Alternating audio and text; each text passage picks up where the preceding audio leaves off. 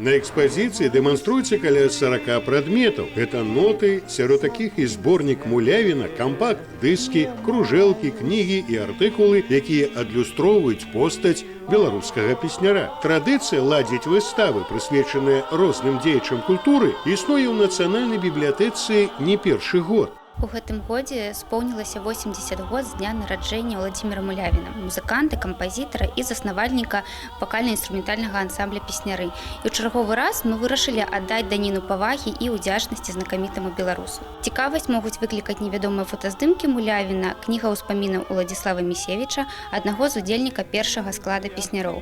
Гэта кніга «Я раман з працягам пішу».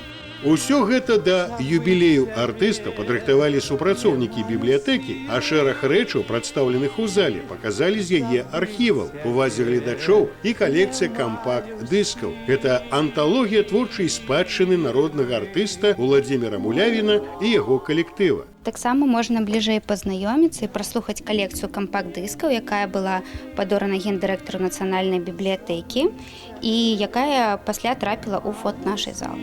Пазнаёміцца з жыццёвым і творчым шляхам выканаўцы можна да канца студзеня ў зале нотных і аўдыёвізуальных дакументаў Нацыянальнай бібліятэкі Беларусі.